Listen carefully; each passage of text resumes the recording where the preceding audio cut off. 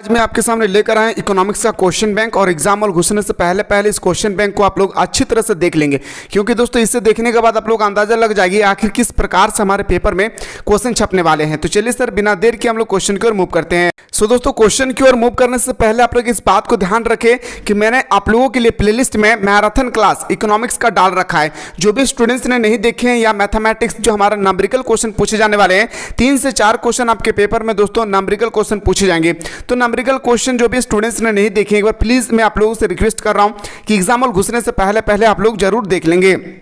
जैसे कि दोस्तों आपसे पहला क्वेश्चन कहा गया था कि बताइए सर थोड़ा सा में कि पूछा गया कि भारत में प्रत्येक वर्ष जनगणना होती है, कब होता है? 10 वर्ष बाद जो है भारत में जनगणना होती है।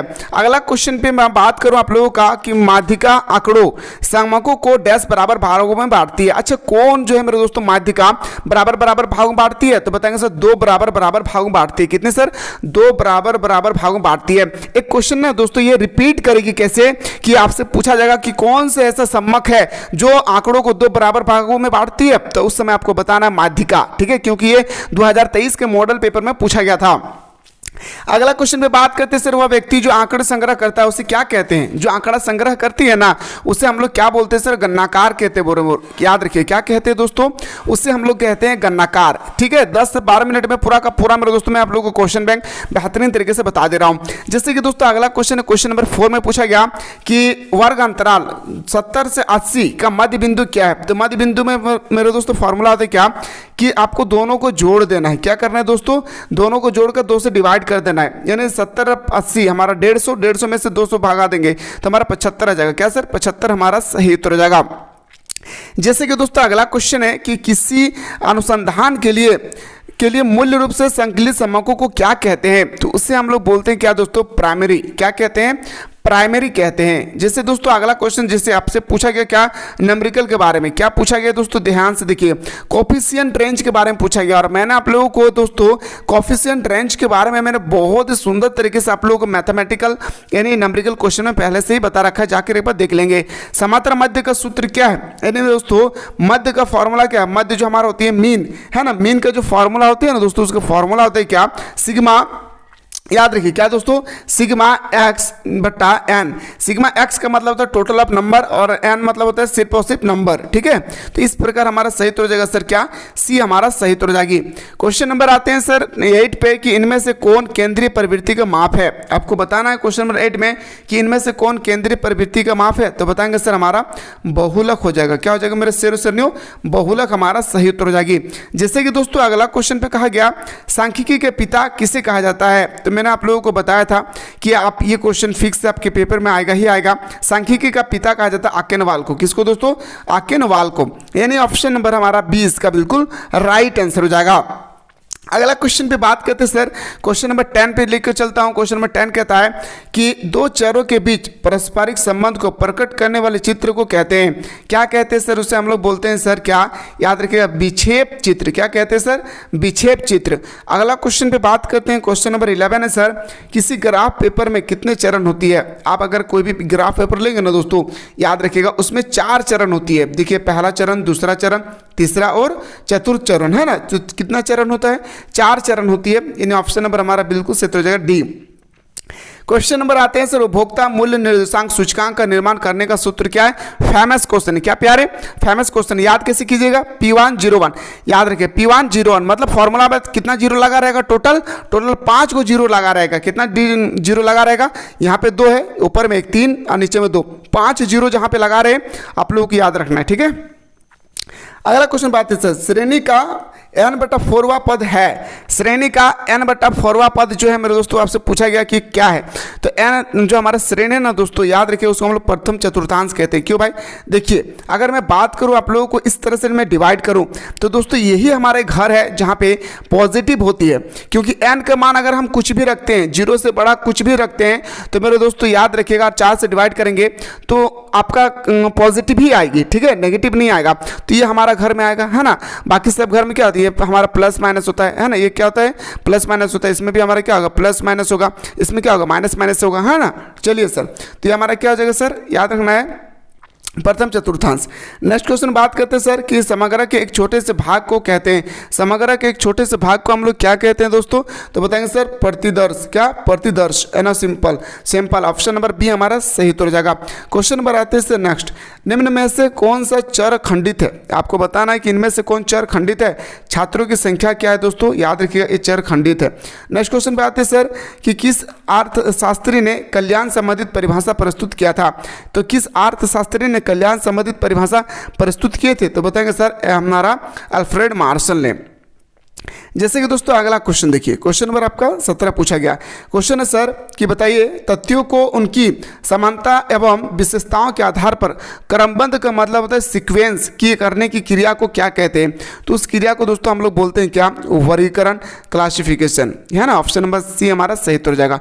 अगला क्वेश्चन में बात करते हैं सर, क्वेश्चन नंबर हमारा 18 है सर, एक श्रेष्ठ प्रश्नावली के गुण होती है। एक श्रेष्ठ प्रश्नावली का गुण क्या होता है दोस्तों? सरलता, प्रश्नों की उचित क्रम होना, प्रश्नों की सीमित संख्या होना।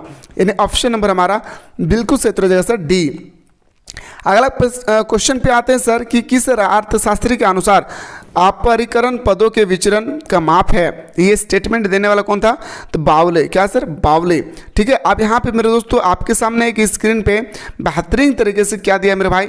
मध्य का समांतर मध्य निकालने के लिए डांटा दिया है, और इसके बारे में मैंने बहुत ही सुंदर तरीके से आप लोगों के नंबरिकल क्वेश्चन में बता रखा है।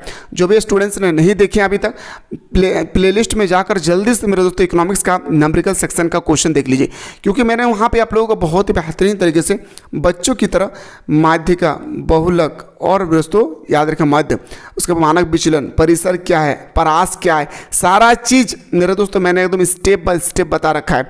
तो प्यारे जो भी स्टूडेंट्स नहीं देखें, प्लीज मैं रिक्वेस्ट कर रहा हूं फिर से कि आप लोग जाकर जरूर देख लेंगे। अगला क्वेश्चन में बात करते हैं सर, क्वेश्चन नंबर नेक्स्ट पे आते हैं सर। क्वेश्चन है सर, जब निचली और ऊपरी दोनों सीमाएं पर विचार करते हैं तो ऐसे वर्ग को क्या कहते हैं? भाई ऐसे वर्ग को हम लोग एक ही चीज कहते हैं दोस्तों, क्या? तो समावेश। क्या कहते हैं दोस्तों? याद रखिएगा, समावेश। नेक्स्ट क्वेश्चन पे आते हैं सर। अब देखिए दोस्तों ये आपका क्या दिया हुआ है सर, यहाँ पे इसका फॉर्मूला मैं बता दे रहा हूँ, बाकी आप लोग खुद से बना लीजिएगा। देखिए दोस्तों इसका फॉर्मूला होता है बहुलक। क्या होता है फॉर्मूला? बहुलक बराबर आप लोग फॉर्मूला के माध्यम से पुट कर लीजिएगा 3 इंटू माध्यिका। ठीक है, 3 इंटू माध्यिका माइनस 2 इंटू माध्य। ठीक है, 2 इंटू माध्य, इस बात को याद रखिए। क्या मेरे भाई? 2 इंटू माध्य। ठीक है, चलिए सर, उम्मीद करता हूं मेरे भाई कि आप लोगों को फॉर्मूला बेहतरीन तरीके से समझ में आ गया होगा। क्या करना है सर, मैंने आपको बताया भाई कि बहुलक, बहुलक बराबर होता है सर 3 गुना माध्यिका, याद रखिएगा, अब माइनस 2 इंटू माध्य। यहाँ पे आपको बहुलक का वैल्यू दिया हुआ है, माध्यिका का वैल्यू दिया हुआ है आपको, मेरे सॉरी आपका माध्य का वैल्यू दिया हुआ है, माध्यिका निकालना है। बहुत ही सिंपल है, आप निकाल सकते हैं। ठीक है, जिनको प्रॉब्लम हो वो प्लेलिस्ट में जाकर जरूर देखें। निर्देशांक के प्रकार है सर, क्वेश्चन नंबर 23 है, निर्देशांक के प्रकार होते हैं सर क्या? तो बताएंगे सर उपभोक्ता मूल्य के निर्देशांक और थोक मूल्य निर्देशांक, औद्योगिक उत्पादन निर्देशांक। इन ऑप्शन नंबर हमारा डी इसका राइट आंसर हो जाएगा। जैसे दोस्तों अगला क्वेश्चन सर, वह ग्राफ जो संचयी आवृत्ति वितरण को दर्शाता है, वो कौन सा ग्राफ है जो संचयी आवृत्ति को दर्शाता है? त्वरण। क्या सर? त्वरण हमारा राइट आंसर हो जाएगा। जैसे दोस्तों अगला क्वेश्चन बात करते हैं, भारतीय सांख्यिकी संस्था कहाँ स्थित है? तो भारतीय सांख्यिकी संस्था जो है वो हमारा स्थित है कहाँ पे? कोलकाता पे। कहाँ पे सर? कोलकाता में। जैसे दोस्तों अगला क्वेश्चन बात है, इनमें से नगद फसल कौन सी है? नकदी फसल। दोस्तों नकदी फसल किसे कहते हैं? थोड़ा सा गौर करने वाली बात है। नकदी फसल बहुत ही सिंपल है भाई, याद रखिएगा, है कौन? याद रखना ऑप्शन नंबर क्या आ जाएगा सर हमारा सी। ठीक है, चलिए सर अगला क्वेश्चन बात करते हैं, विश्व बैंक को अन्य किस नाम से जाना जाता है? यानी वर्ल्ड बैंक जो है ना दोस्तों, इसका मुख्यालय वाशिंगटन डीसी में है। तो वर्ल्ड बैंक को एक और नाम से जानते हैं, IBRD। क्या सर?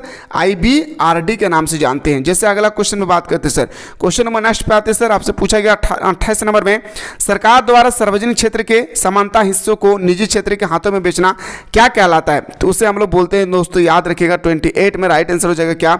विनिवेश। क्या कहते हैं सर उसे हम लोग? विनिवेश कहते हैं। मानव पूंजी निर्माण में बाधा है, आखिर मानव पूंजी निर्माण में क्या बाधा है दोस्त? तो बताएंगे सर हमारा ब्रेन है ना, ब्रेन ड्रेन, बढ़ती जनसंख्या, शिक्षा का निम्न स्तर होना। यानी ऑप्शन नंबर हमारा डी इसका राइट आंसर होगा।